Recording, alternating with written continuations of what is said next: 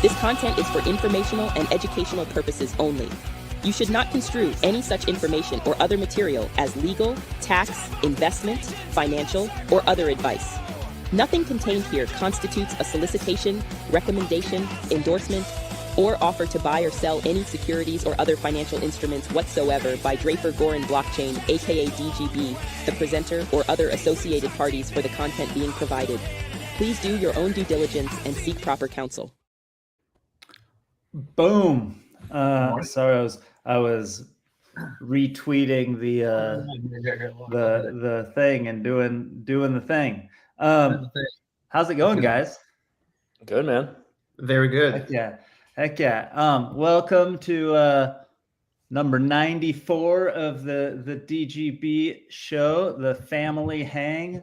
We're stoked today. Today's going to be awesome because we're talking music, AI music, the music industry in general. But before we jump in, if you are an early stage startup in or around the blockchain digital space, or an early stage investor, or someone who wants to get into investing in this space, go to dgb.vc, sign up on the newsletter. You'll get notified when we have live streams like this, or when we have newsletters that are going out, and all about the different things that we do and are going to have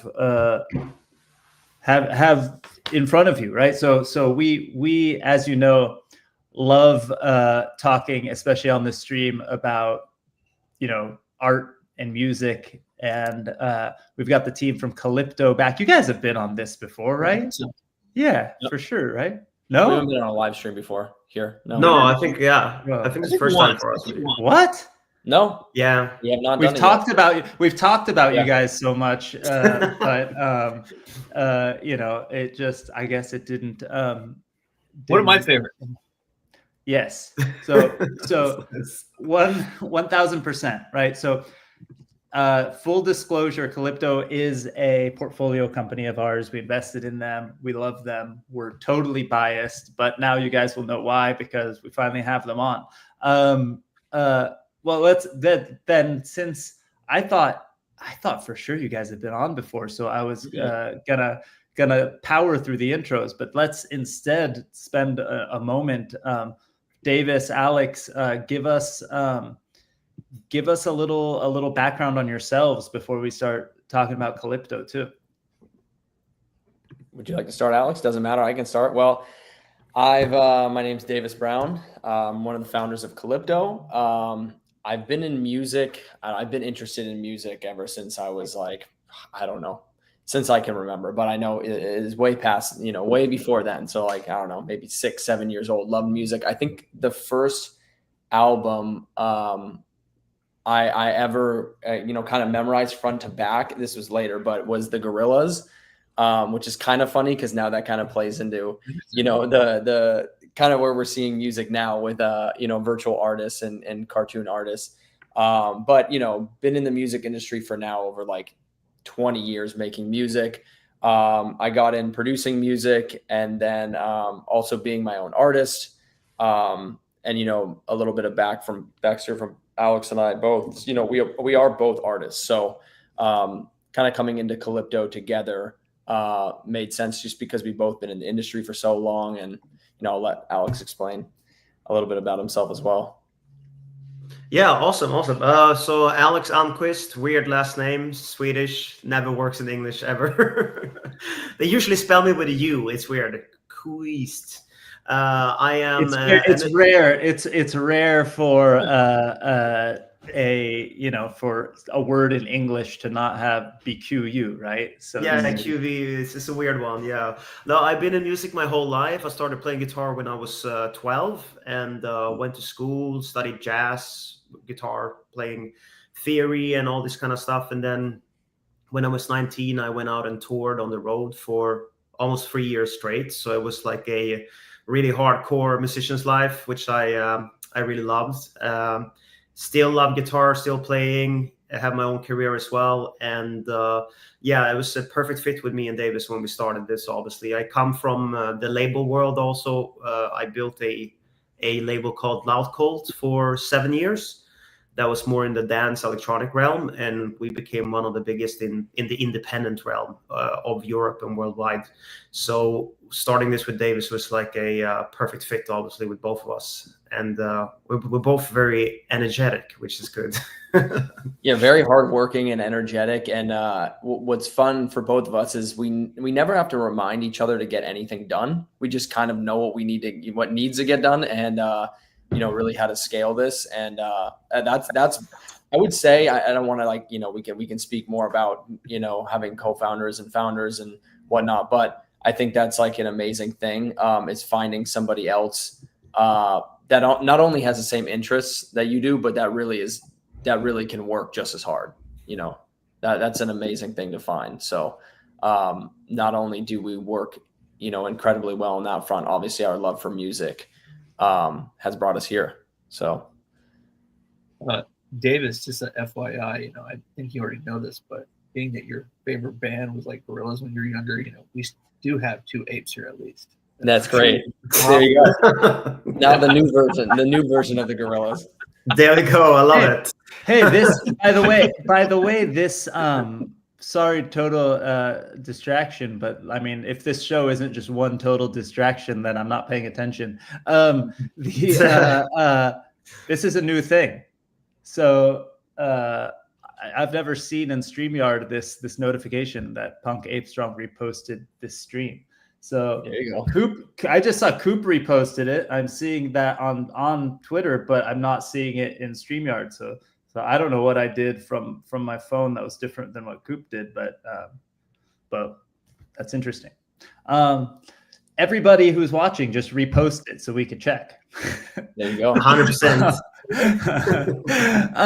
So it's really funny. Alex was talking about playing guitar and stuff. Before we came live, I was asking Rankin if he follows Alex on Instagram because I was just being jealous at how rad your guitar solos are. I was explaining to him, like, he's doing that crazy metalhead shit where you're like, ding, ding, ding, ding, ding. Like, I don't even know how to do it. I'm making it sound really lame by doing that, but it's really rad. Everyone should find Alex on Instagram. It's definitely not one takes. I want it to feel like it's one takes, but usually it takes me a couple of times also to Alex is so good at guitar, we wouldn't even know if it was a one take or not, because it's like he's gonna, Yeah, you go insane after a while because you hear a little like, and I'm like, I have to redo the whole thing. Nobody else heard that. I know no one will hear it. No, but it is like in them one clip takes 40 minutes instead of 10. That's the same way we always joke about it. Like the same, if we are working on music, we always think that, someone's going to hear us, and nobody's, no. That kind of is like the MP3 and the wave argument all the time. You're like, most people are not even hearing. It's not the early days. I don't know if you guys remember this, but from the early days of MP3s, you would hear the easiest way to hear how bad the quality of the MP3 was. You would hear the cymbals on the drums sounded so crappy. You would know. But at the same time, I think 90% of people didn't really care that much. They were just stoked at the time to be able to have so many songs on one device or on one CD. It's like back in the day with tape, there was no low end. It's just like and a lot of tape hissing. Yeah. I love but that. It kind of works, that's what's nice with like the early AI stuff. I mean, now models are getting so good, but the early stuff, you'd be like, it's just tape hiss, but it's like artifacts because it's like not fully built out yet. It works for old school records. You go and listen to really old records and there's so much bleed and you can just hear every other instrument and there's a lot of tape hits. That's great for when you need to, for early AI music, because you could kind of get away with it. That's funny. So let's jump in a little bit because we didn't talk about what Calypto is, right? So let's jump into, before we ask a million questions and go down all the rabbit holes. Tell us about Calypto. So Alex, you mentioned you started a record label in the past, and now you guys are launching Calypto. What is Calypto? Yeah, so Calypto is we're an AI record label where, we sign, AI artists to our label and we release music through them. that is all 100% AI. And we basically own all the IP to that. And yeah, I mean, you know, we're distributing songs to DSPs. We're working in sync and licensing, and we at the gist of it is we are a label that is all encompassing AI music and AI artists. That's cool. So what's, you know, when you say that, right? They've recently had some great success. It had recently had some great success on some songs, right? Like, how many hits did you guys get or listens? I mean, yeah, we went. I mean, we started in February, right? And we went up to almost 1 million streams in the first 3 weeks, I think it was, basically. Yeah, and then yeah, we had another boost this summer with a couple of bands, jazz bands that we have, and yeah, we're focusing now. You know, we're pushing a lot of catalog in different niches like classical, reggae, and jazz, and we're doing like hip hop and trap and metal and death pretty metal. much every single genre you think about. Yeah. What's the most popular? I mean, like, what are you guys seeing? What are people liking these days? I would say, like, in the mood music space, like jazz music and classical is very popular in terms of like a worldwide listening audience. Especially if you go closer to more the Asian countries and territories. Jazz is a very big niche for like background listening, you know, hotels and cafes and stuff like that. So it's a good usage for that kind of style. It's massive, obviously, in the Western world as well, but just the background kind of listening experience there is very big with those kind of styles.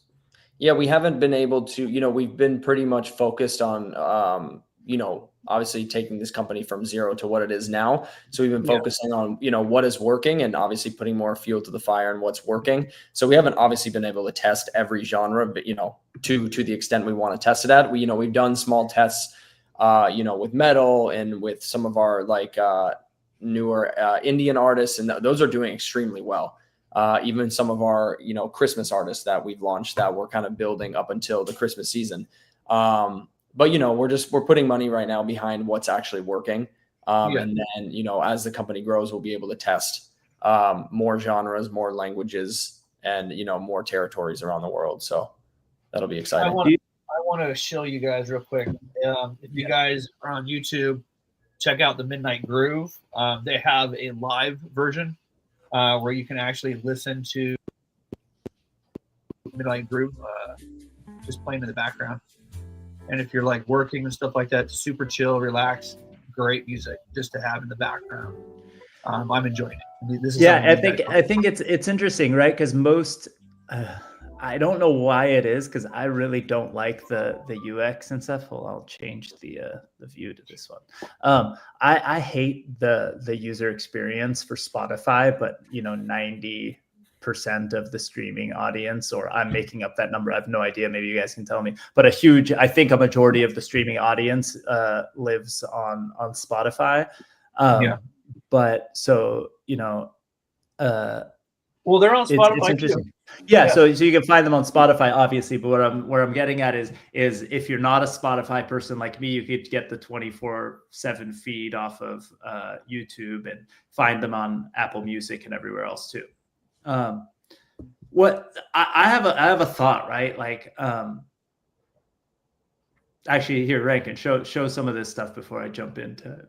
Yeah. This is the Spotify one, right? Now, I don't know if I'm signed in or not. All right. This is the rap version, right? No, this is a hard style, kind of hard electronic project. You got videos over here. Pretty cool.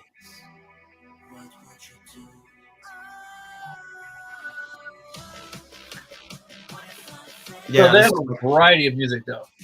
Yeah, right? yeah.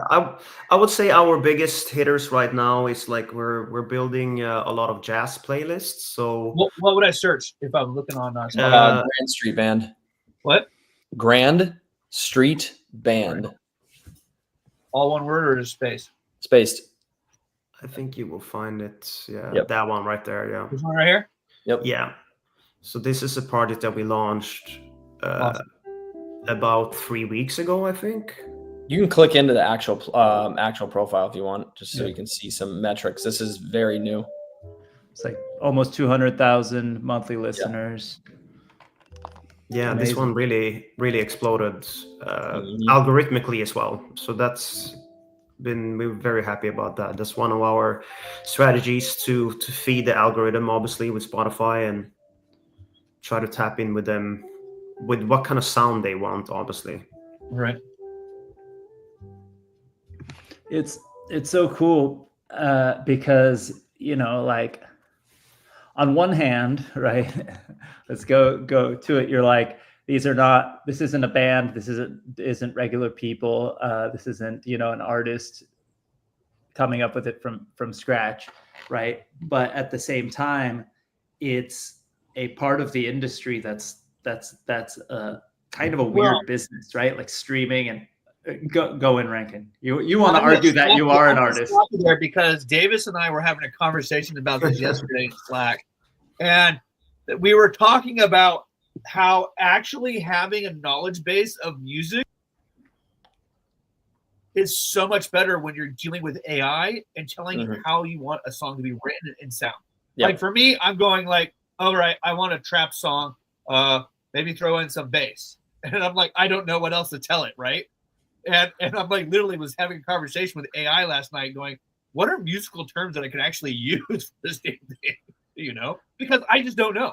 And the thing is, if you know how to speak the language of music, right, and how to say, okay, I want to do a slower song in the beginning, I want to pick it up, just like any trade, there's language that has to be known in order to get the most out of it, right?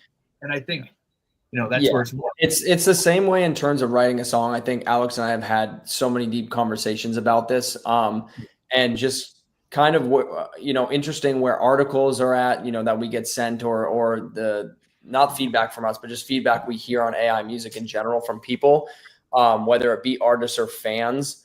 I think fans at the end of the day just want to hear a good song. I think they're going to become more and more, I wouldn't use the word numb, but just more and more open to, you know, whether the song is made by AI or not. If it's a good song, there's a lot of songs on TikTok right now that are, you know, doing some very crazy numbers that are going super viral, and people only find out later that they are AI. And I think that they have no problem with that. I think there's a stigma around AI, finding out that something is AI first and then hearing it, because that you're just now preconditioned to now think like, oh, maybe I don't like it.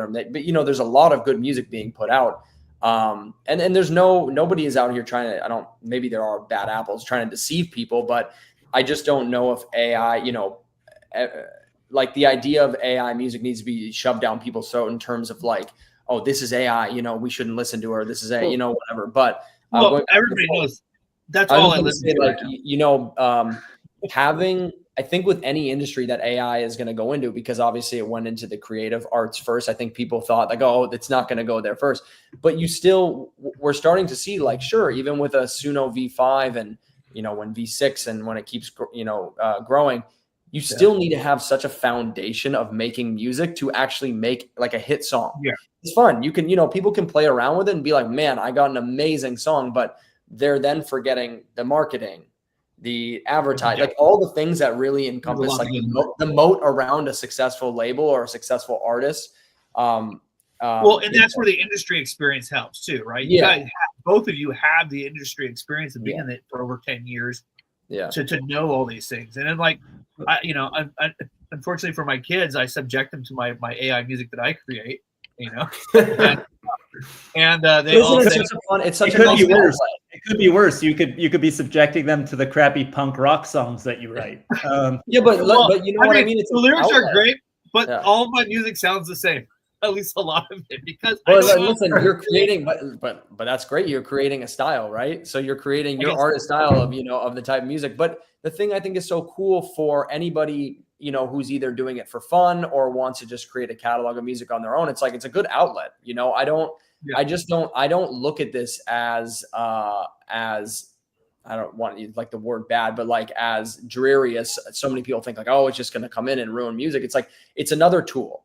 I know I'll get flack if I say, oh, but you know, the synthesizer, or, you know, when people started sampling, but there are stages in music where we go just the same where, you know, it came from vinyl and then maybe there's 8-track, and then there was cassette and CD. It's like we're all the way up to streaming. We are going to continuously grow, and I think that that's necessary for music too, because things get really stale after a while, whether it's genres or whether it's just the same kind of music. We're like, okay, we've been hearing this is the same kind of thing. So I think it's really fun for there to be a new lane for artists maybe to use AI fully on a song, or just to be able to use elements of it. But once again, in order for a song to reach the masses, which maybe not everybody wants their music to reach the masses, but if you're going for that hit, or you're going for charting on Billboard or whatnot, there is so much more than just the song, and it could be a great song. There's millions of great songs on Spotify that are released every day that maybe won't see the day of light, or the light of day, because they don't have the other aspects, so it also gives people the opportunity to some freedom of expression and get some ideas out there, right? Like I'm no poet by any measure. Like this is what my daughters are like. Well, Dad, they write music, the song. I'm not sure that you can do that in 5 seconds with ChatGPT. I'm like, well, I'm giving it context, right? And but I was one of those kids. I sat in a garage band when I was a kid, and obviously I didn't go anywhere with it. But I still have a love and appreciation for music. So it gives me that ability to do the things where I can't play like Alex. I know I can't. I just don't even try. Well, there's probably few that can play like him, so you don't even feel bad about it. The praise is high here. I like it. No, but I also personally I love it, because many times, even if you just have a lyric or a top line, you can try that top line with many different styles, right? Yeah. And that's mind-blowing to me, like compared to how it used to be. Like you would have to produce a demo. It takes time. It could take a day. It's nice to be able to be like, I wonder how this would sound if it's like reggae funk, just to give you an idea of what's going on, And I think talking about Suno there, I think it's going to be a massive tool for producers just to kind of test. And I know one thing also with, real brands or real artists, I see them do it more and more. I do it myself as well. Sometimes I send 5 demos to my fans just to see which one they like. And this could be a Suno version instead of, I'm not going to produce 5 songs and then scrap 4 of them, And this is pretty cool, because it could really give the power to the listener in the end of the day. And I think Suno is a big part there, where you could, in 10 minutes, you can create these demos and be like, hey, which one do you like? It's kind of interesting too, as you get older. I don't know, maybe this is just me, but there are a lot of musicians now are putting out albums, right? They put out their album, and then as part of the release or some kind of announcement of their tour or whatever, they'll go, people who buy it here will get the acoustic version of them just playing it with an acoustic guitar. And if you're Taylor Swift or something like that, you release 19 versions of the vinyl, because that's how you make money, because nobody's really making money off of the streaming, right? And where I'm going at with that is that you as an artist can use the tools to help you, right? But at the end of the day, you're still going to have your certain fans that love you as a human and are going to want to see you in person. And you're not making money off of the streaming anyway, right? You might help get exposure or something like that. But I don't think it's minimizing the amount of exposure, maybe with the amount of shit that's being churned out, but there isn't enough quality stuff being churned out to minimize a real artist's and that's been a problem for 6 years already, because when the quote unquote home studio got very popular, we already saw a flood of 100,000 songs a day. Some people just recorded through their phone and then uploaded it on Spotify. So I may not have done that. So the whole flooding has already happened in terms of music. So, I mean, in my experience, I would say at least it's been very hard to cut through on Spotify for the last 7 years, for sure, because of the amount of music. So I don't really see AI destroying that in any way. I think it's just more quality music coming through. For certain listening experiences. But once again, like Davis said, there's a thing to just release 10,000 songs and not do anything. But if you have a marketing idea and you brand it and you push that and you Here's- create a fan base around Yeah. it, you know.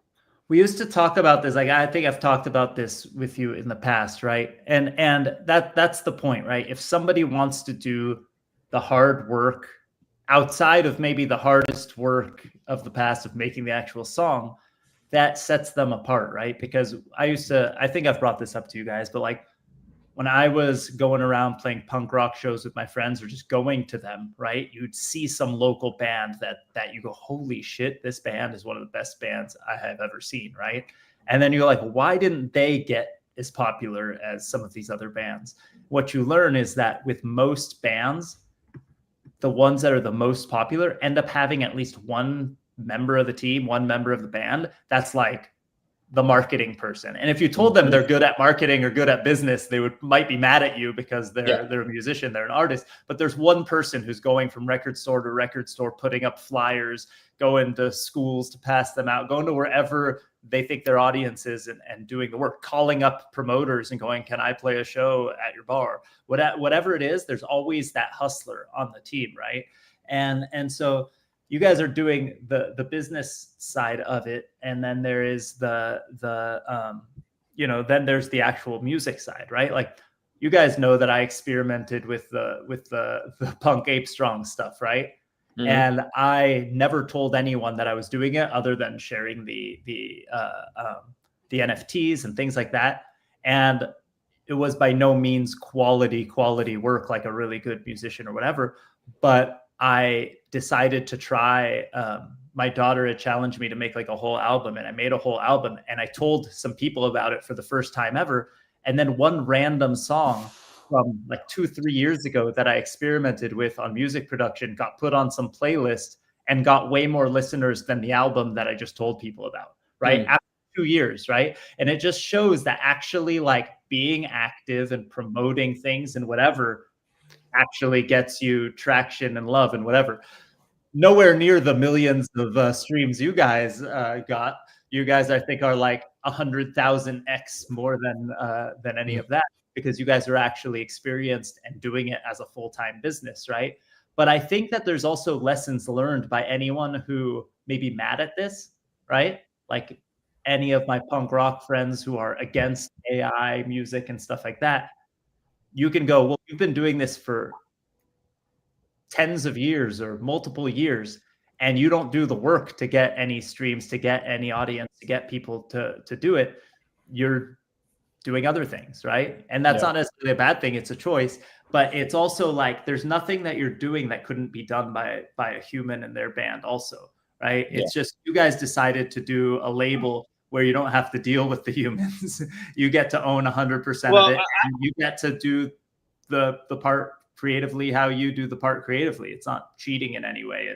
It's more like amplifying than cheating. Yeah, I wanted to say one quick thing is that that's, I think, aside, maybe people don't understand who are just kind of complaining about AI music. There is so many like creative decisions that we have to make in order for something to also do well. You'll see, I don't want to like harp on any one specific project, but there's projects out there that have gotten some, articles written about them and whatnot. And when you look at it, you're like, there's no longevity here, or it looks very childish, or, it doesn't hold the weight of like, oh, this could be a superstar act at some point. Like we've been in this so long that, we're every single decision that we make, whether it's an album cover or what the name of one of our artists or how they look or the type of music they make, that's all calculated, it's all thought about. So we're not just throwing out music. Whereas sure, you could upload 10,000 songs onto Spotify and I'll guarantee you they'll probably get under 100 listens. You know what I mean? Like streams in total. Spotify is not really a place to necessarily discover music anymore. If you want to do that, probably TikTok is the place.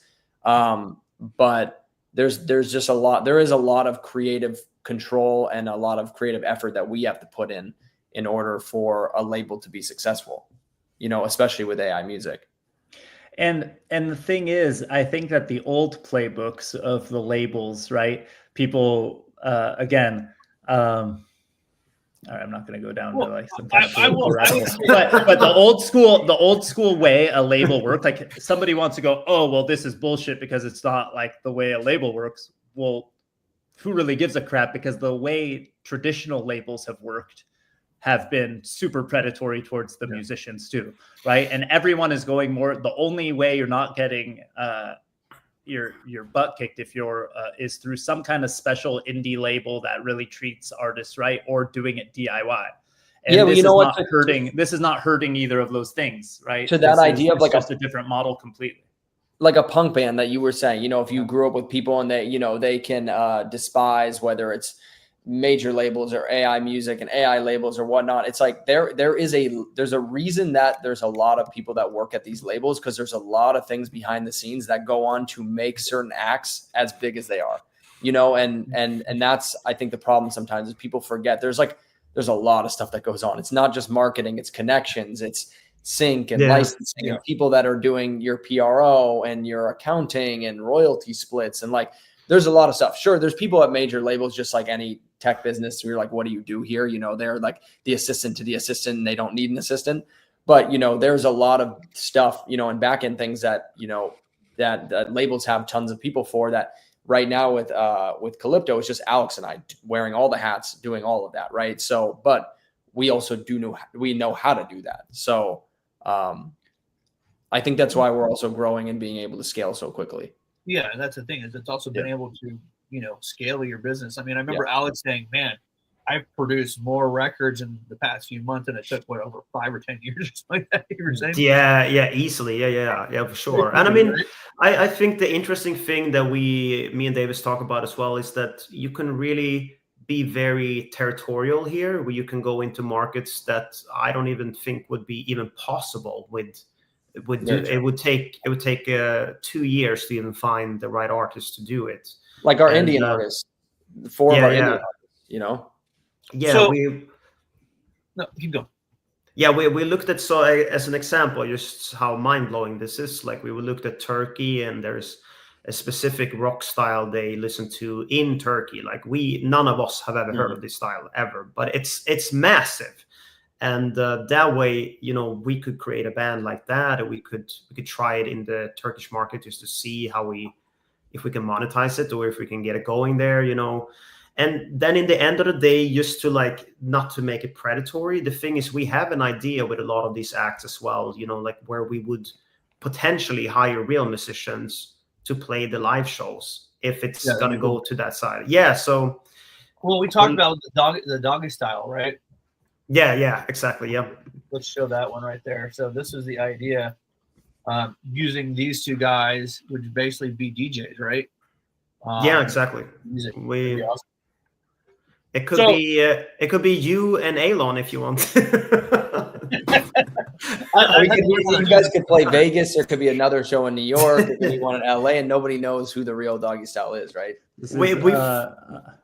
You know, it's the future of Chuck E. Cheese. Let's just get animatron. Let's get robots to be the characters. Listen, robotics are getting good. Yeah. We actually thought it would be funny for their first gig ever to have 4 gigs at the same time, just to totally mindfuck people. Well, like, there's like 60 people in Decentraland. We could like maybe start bringing more people back and have them listen to music. Zuda was on before. We need to have them DJ. We need to have them DJ in there. Yeah, they have locations. They have DJ locations. Yeah. Actually, I know some people that have spots for that. So maybe I'm gonna get an animated. I'm gonna get an animated pianist and do the 24/7 midnight groove in the metaverse. That would It'd be like a jazz club in the metaverse, like a speakeasy. Well, we could have all of our. You know, you guys are hearing this first now. We actually are launching. Now I don't want people listening to be like, oh man, they're actually eating up everything. We're going to launch 22 new jazz acts. So yeah, that'll be coming soon. But you know, that's a lot of jazz acts. So what are you guys looking for in terms of like partnerships? Who should be reaching out to you right now? If you know, because obviously you guys are providing all sorts of, you know, music content. Yeah, I think for us, like, I mean, we're obviously, as you guys know, we're in the racing kind of like situation right now, just to expand Calypto. We're having some interesting talks also with a hologram company, which is actually one of our investors now, and I think that could be really interesting because me and Davis really wanted to do something for the K-pop market, with a specific hologram. So I think we're trying to explore that with them right now, what we want to do, because there we could actually take the AI act and we could bring it into reality, basically, with merchandise and stuff like that. We talked about also hotels and other people. Like, what other groups would want to use your guys' content? Maybe I think honestly, everywhere we had just signed a publishing deal with a company over in Sweden, and I think besides obviously on their behalf they are going to be helping us get sync and licensing, but I think a lot of things for movies, for the NFL, the NHL, cafes, restaurants, American Airlines. I mean, really, our music could. You guys can create custom content too. Yeah, that's a cool thing too. Is we can if there's a pitch or a brief that needs to be filled and it needs they need a certain type of music, we can turn that around in a couple of minutes and probably have it pretty much spot on. So yeah, it's pretty vast in terms of where we want to go, or like you said, with partnerships or brands. I mean, we're open to a lot of stuff. I think that's going to be the next venture. Right now, we were just making sure that we were honing in on streaming and making sure that we were getting all of our artists, everything lined up. And I think by towards the end of this year and early into next year, I think we're gonna try a lot in the sync and licensing space as well too. So, gotcha. The big question, like, what about like music rights? Any concern there from you guys? Not really, actually. I mean, we've seen it's new updates every week. I saw that they're easing up on the publishing side for AI music as well, which I could kind of foresee that was going to happen. Yeah. You actually I don't mean to cut you, but Alex sent me an article that somebody was now made the head of AI for music publishing. Like, it's already like they're giving head of AI music publishing titles. This was big, right? Yeah, there was a guy and he was actually hired to excel AI royalty payments as well, just to excel that. Yeah. I mean, I wouldn't say so, honestly. And the thing is, the difference with us is that we do touch the tracks also. Like, we fix them, we mix them, and we fix certain things. So it's not. Yeah, the strategy we have is much more. Well, it's okay. We don't have to give up all the secret sauce. Yeah, exactly. The mixing is not a big secret, but the marketing will be a bigger secret. But yeah, the thing is, in my opinion, not really. I think this train has already taken off 2 years ago. Yeah, I think we're gonna have to live in a world where there is gonna be AI music. It will probably get its own niche for sure, as a billboard and as a streaming. And I can't see how it's going to stop right now. That's the thing. I'm trying to convince my kids of that too. I like though Daniel Ek of Spotify. I know they just announced that he's stepping down, and the two presidents are going to move in as co-CEOs, which is interesting to have two. But he was saying the other day in an article, maybe you guys had sent it to us. He said, which I do agree with too, to an extent, that they don't want to. Let me backtrack. Deezer right now is doing an AI detection, like labeling on their platform right now, where they're quote unquote detecting if a song is AI. I've already heard a lot of problems with that because people are like, "Hey, I uploaded a song where I literally just played an acoustic guitar and they said it was AI." Right? So that's already a problem. I don't even know how they're going to fingerprint stuff. Your skills were that lousy. Yeah, it was fun. Some of our stuff I posted something. Remember, I posted something, the first post I ever posted on Instagram. I posted a song that I did as Punk Ape Strong, and it didn't tell me why. It just took it down. It muted the audio of the track, and it was like, it detected that I stole the audio from somewhere else. And I was like, this is awesome. It thinks I'm that good. Like, it thinks I stole it from someone else. But it just, sometimes those algorithms, need work, obviously. Yeah, and what Daniel Ek said on the article was that he doesn't believe that Spotify should live in a world where they really have to label everything always as AI or this or that, because it's a tool. It's the same thing. In terms of, okay, Well, it's like Photoshop back in the day. well, let's say you go and buy a cake at a cake store, and no one's telling you they made this in a KitchenAid blender or a Smeg blender. Nobody cares. You know what I mean? Like, it really doesn't matter. At the end of the day, you're like, it's the cake that I'm eating. Sometimes you pour a few sprinkles on the store-bought cake and try to pass it off as your own, right? Yeah, but I mean, once again, then there's obviously, bad apples, whatnot, but whatever. Alex and I, that makes me think about conversations that Alex and I have a lot. Is a little bit off topic, but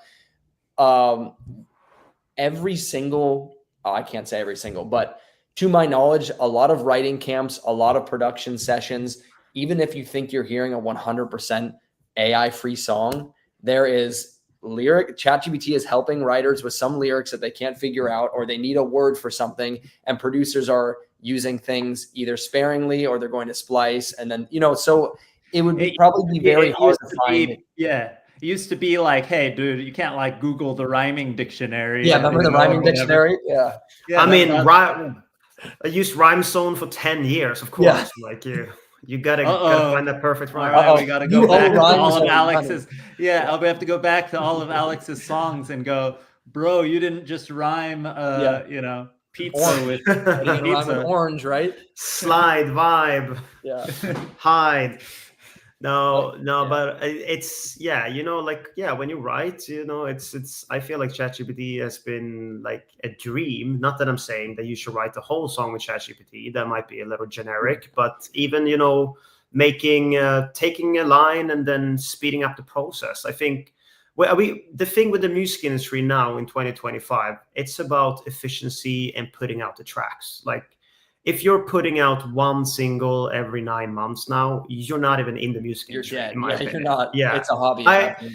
I wish it was like before, where you could drop an album and wait 4 years, but then you're gone. Like, that's unfortunately the truth. But I hated that, right? As a fan, it would drive me nuts when you'd find out like Bad Religion is releasing an album a year from now. Right. And you're like, a year from now, why are you even telling me? Yeah. And then they're like, they already finished in the studio. It's already been mixed and it's going to be released in a year. You'd be like, what the hell? Like, I want this now. It's already done. What the hell is taking so long? And it used to be that they'd have to go and press the records and get the CDs and do all the promo. They would send, the singles to all the radio stations and all the things and distributors and this and that.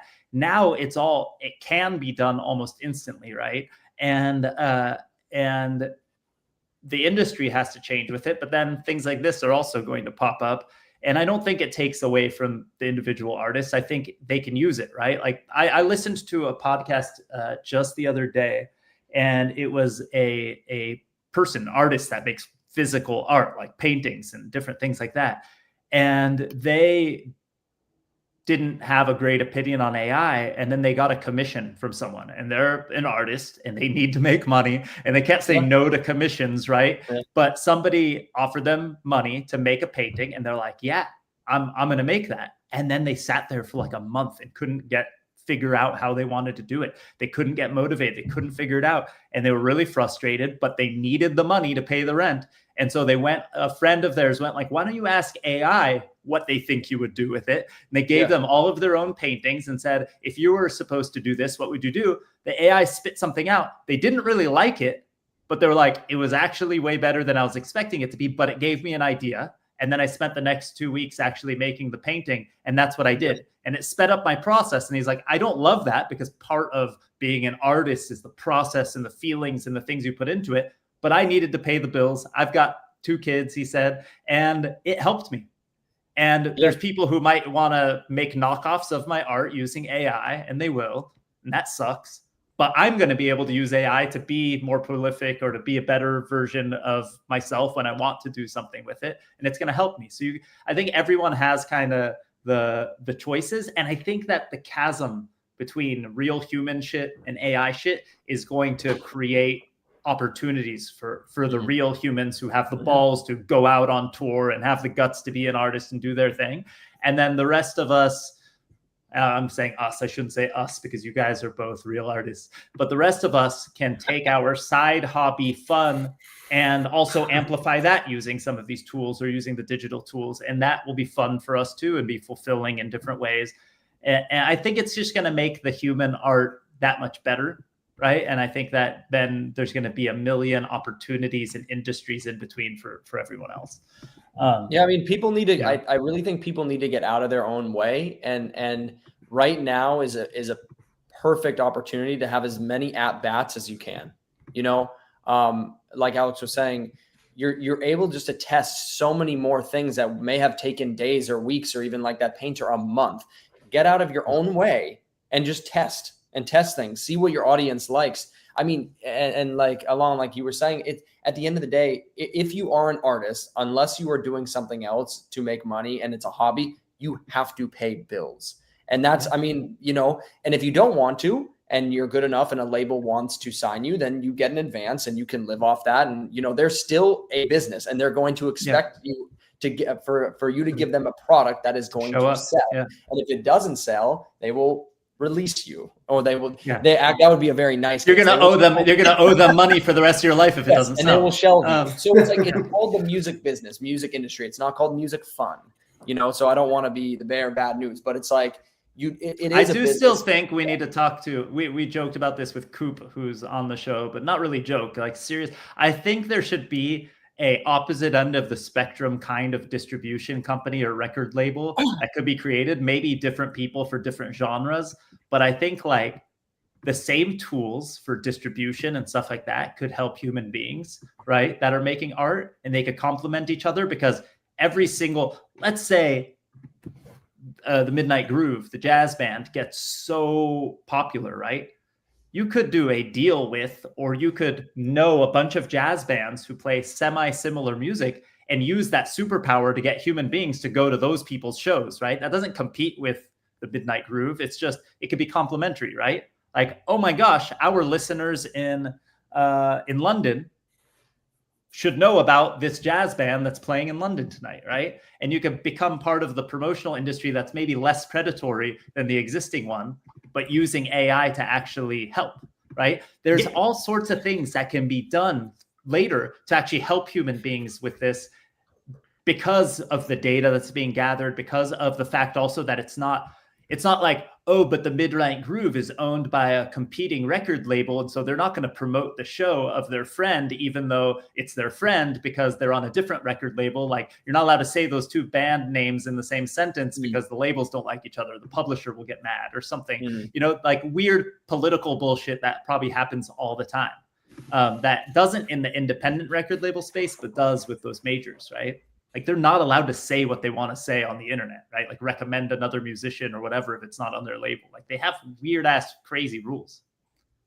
Yeah, and like you said, I mentioned it also 20 minutes ago. Like, we're talking the same language here, because in the end of the day, there is a funnel here that could also help a lot of real live musicians, because ideally, like you said, we grow the Midnight Groove for another 2 years or a year, and it become bigger and bigger and bigger. There's nothing that's going to stop us to, if we could hire some musicians to go out and tour with that act and create a living for them, right? A real touring living, that we're 100% on board of that as well. So we don't see it as only like a predatory thing where we're going to take everything and do everything. It's just like, there is a lot of symbiosis that can happen here between, you know, the real life and the artificial life. You know, I think that's what you should look at more than just like, oh, it's going to destroy everything. Well, I look at those ideas, right, where we have maybe someday a show where people could try out to be the star, the face. Hey. But you see, this is one of the things that's funny as well. I feel like the people that are most scared are people that are not real musicians. It's just because we've been through so many years now of anyone being able to release and upload to Spotify. That's actually insane if you think about it. Like, and that destroyed my artistry, because if there would have been only 10,000 tracks a day, I'm sure I would have had 50x attention on Spotify. But now there's 100,000 tracks of random shit. So you used to have, now I have to spend all my money on Instagram and TikTok to get people to my profile. So there is a little bit of an Achilles heel here when they opened up the music industry to anyone. That's pretty insane if you think about it. It's like if all of us one day, we're gonna do a film, and then all of us are sending a film to Netflix at the same time. It would be chaos, right? So I think that's why the AI thing doesn't really bother me that much, where it's not predatory. The market is already super overflooded, you know? And you see, if you would do that with the live thing that you said, that would destroy the whole live industry because it would be a mess. So there has to be some order, you know, somewhere. That's the thing. I think it'd be cool. I'm looking forward to the people trying out for doggy style. Right? Yeah, no, I mean, all you gotta do is wear a mask and pump your fist. Yeah, actually. Okay, wait, I'm gonna piss everyone off right now. Then you could be like every other DJ up on stage. Oh shit! No, I'm trolling now. No, no, but you guys get what I'm saying, right? Because there was a difference even with Spotify in the beginning days. It's not that it was kept, but there was harder to release. Obviously, there was not that many distributions. Now it's like music is like almost posting a social media clip. That's how it feels like, you know, in our day right now.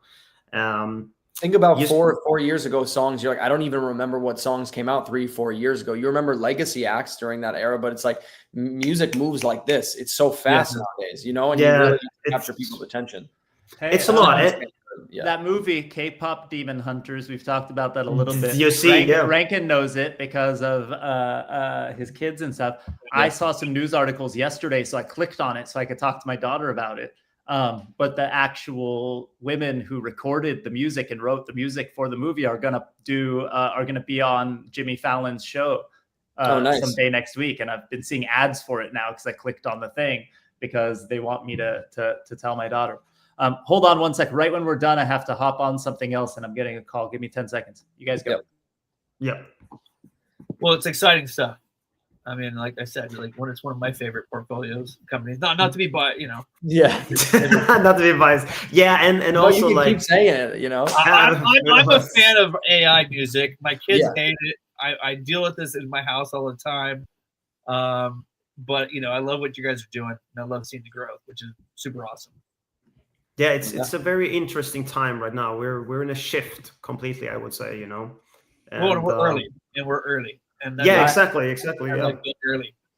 And I love it. I think with everything. Oh, go ahead. I was just going to say, you know, I just wanted to let everybody, you know, on here know. I think, you know, in the next year, we're really trying to build our catalog. You know, maybe we can push to 20 to 30,000 songs in the catalog.